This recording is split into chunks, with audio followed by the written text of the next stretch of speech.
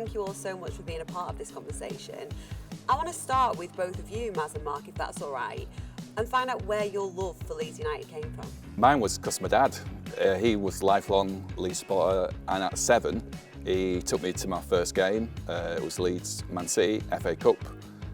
Sadly we lost, but walking up those steps, 7 years old, and I just got to the top of the steps and thought, wow, look at that. And it's just ever since then. Mine was a little bit different. I was brought up a Liverpool fan, but me and my granddad used to banter all the time, and one day I was like, oh, getting beat today, granddad.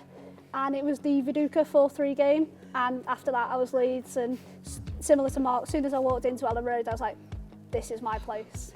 Well, as a teenager I was kind of trying to work out who I was in terms of my sexuality, and I kind of was trying to work out what that was myself, and I was kind of grew up thinking, is it okay to be who I was?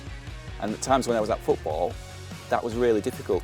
Yeah, I think that nothing's going to change overnight, you probably know that, but it's one of them where if you see like a steady progression, it's probably going to be generational things really, because I've always said with like everything, whether it comes down to any issues in the world at the minute, it's so much harder to like educate older people than it is younger people.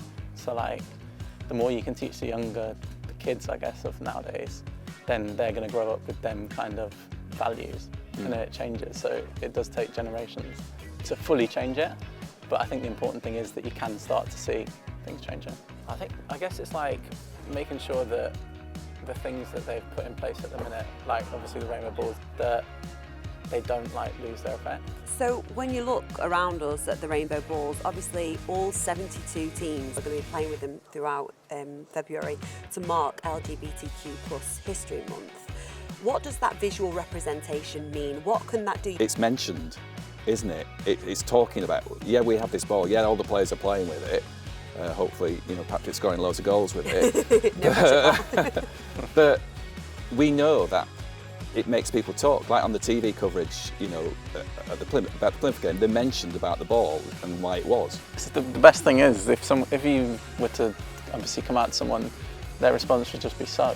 Yeah, because that's it. Really it shouldn't matter. Doesn't even need to kind of come out. In an ideal world, marching out together is a social group alone. This ball is obviously making an impact, isn't it, over all these clubs that are using it. Going back to our flag in the ground, we've had someone come out to their parents because of that.